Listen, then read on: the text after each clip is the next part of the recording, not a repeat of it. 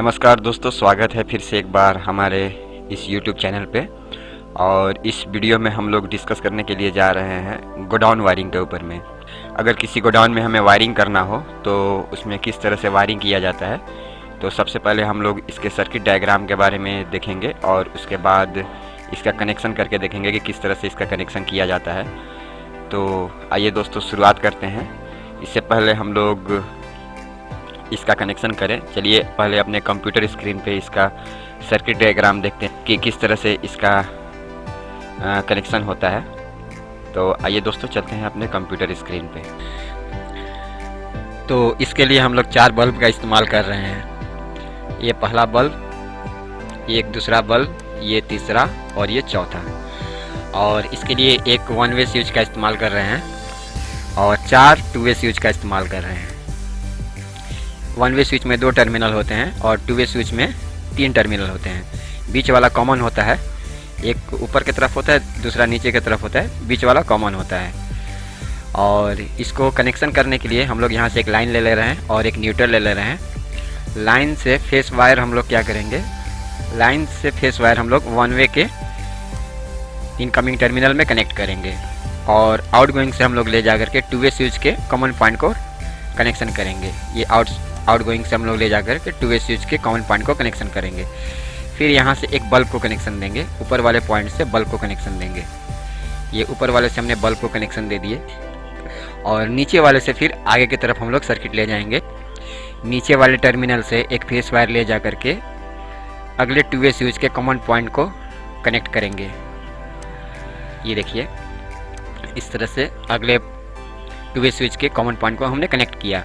फिर उसी तरह से जिस तरह से इसमें हमने कनेक्शन किया है, ऊपर वाले टर्मिनल से बल्ब को कनेक्शन देंगे और नीचे वाले से फिर अगले 2 वे स्विच के कॉमन पॉइंट को टर्मिनल को कनेक्शन देंगे। फिर उसी तरह से ऊपर वाले टर्मिनल से बल्ब को कनेक्शन देंगे और नीचे वाले टर्मिनल से हम लोग अगले 2 वे स्विच के कॉमन पॉइंट को कनेक्शन देंगे। तो इस तरह से आप देख सकते हैं एक लाइन हमने 1 वे स्विच के इनकमिंग को लाया, आउटगोइंग से 2 वे स्विच के कॉमन पॉइंट को कनेक्शन किया और एक तरफ से बल्ब को कनेक्शन दिया और दूसरे तरफ से फिर अगले 2 वे स्विच के कॉमन पॉइंट को कनेक्शन दिया। फिर एक पॉइंट से हमने बल्ब को कनेक्शन दिया और दूसरे पॉइंट से फिर अगले 2 वे स्विच के कॉमन पॉइंट को कनेक्शन दिया। फिर ऊपर वाले टर्मिनल से बल्ब को कनेक्शन दिया, फिर नीचे वाले टर्मिनल से फिर अगले 2 वे पॉइंट के कॉमन पॉइंट को कनेक्शन दिया। अब हमने तो फेस यहाँ पे दे दिया, हमें इसे बल्ब को जलाने के लिए न्यूट्रल भी चाहिए, तो हम लोग न्यूट्रल वायर लाएंगे। ये हमने इसको कनेक्शन कर दिया। यहाँ से न्यूट्रल वायर लाएंगे और न्यूट्रल वायर ला करके बल्ब के एक एक टर्मिनल को कनेक्ट कर देंगे। इस तरह से हमारे सारे बल्ब को फेस और न्यूट्रल दोनों का सप्लाई मिल गया। अब अगर हमें और भी आगे सर्किट को लेकर के जाना है और भी ज़्यादा बल्ब जलाना है, तो हम इसमें और भी बल्ब को ऐड कर सकते हैं और एक्स्ट्रा 2 वे स्विच को ऐड कर सकते हैं। नीचे के टर्मिनल से फिर आगे हम सप्लाई ले जा करके इसे कंटिन्यू कर सकते हैं। जिस तरह से ये सारे कनेक्शंस हमने किए हैं, उसी तरह से बल्ब और 2 वे स्विच को ऐड करते हुए हम आगे तक कनेक्शन को लेकर के जा सकते हैं। अब हम लोग इसको वायरिंग डायग्राम के अनुसार प्रैक्टिकली कनेक्ट करके देखेंगे कि ये सही तरीक़ा से काम कर रहा है या नहीं। तो चलिए दोस्तों, अब हम लोग इसको प्रैक्टिकली कनेक्ट करके देखते हैं। ये देख सकते हैं, इसको हम लोग सेफ्टी के लिए हमने 2 MCB लिया है, एक से न्यूट्रल का कनेक्शन दिया है। ये देख सकते हैं न्यूट्रल का कनेक्शन यहाँ पे कनेक्ट करके यहीं से लूपिंग करके ले गए हैं। और बाकी बल्ब होल्डर में तो लूपिंग नहीं किया जा सकता, इसलिए बाहर तीनों का न्यूट्रल निकाल करके एक ही जगह पे हमने लूपिंग करके कनेक्ट कर दिया है। तो इस तरह से हमारे सभी होल्डर्स में न्यूट्रल का कनेक्शन हो गया और दूसरे सभी होल्डर से एक एक हमने फेस वायर निकाल करके रखे हैं ताकि हम लोग उसको स्विच में कनेक्शन दे सकें। ये एक फेस वायर हमने MCB से निकाल के रखा है स्विच में कनेक्शन देने के लिए। ये देख सकते हैं, ये 1 वे स्विच है और ये 2 वे स्विच है। 1 वे स्विच में 2 टर्मिनल है, 2 वे स्विच में 3 टर्मिनल होते हैं।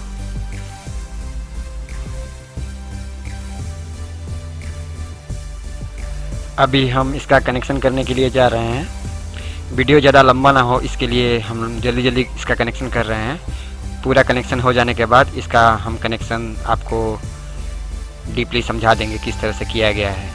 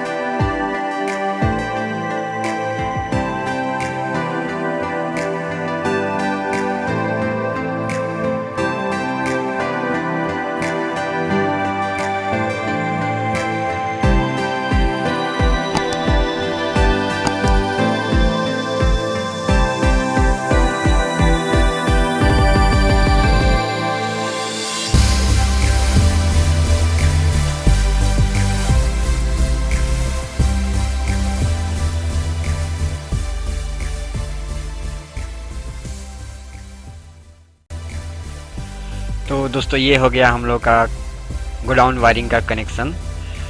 यहाँ पे तो हमने टेबल पे छोटे छोटे वायर से कनेक्शन करके दिखा दिए हैं, लेकिन अगर आपको गोडाउन में वायरिंग करना है तो जहाँ पे लाइट पॉइंट है वहाँ से स्विच बोर्ड तक आपको फेज और न्यूट्रल वायर लाना पड़ेगा, और बोर्ड टू बोर्ड आपको एक कंट्रोल वायर दौड़ाना पड़ेगा। जैसे कि हमने एक 2A स्विच से अगले 2A स्विच को दौड़ाया है, उस तरह से आपको लंबा वायर एक बोर्ड से दूसरे बोर्ड तक दौड़ाना पड़ेगा।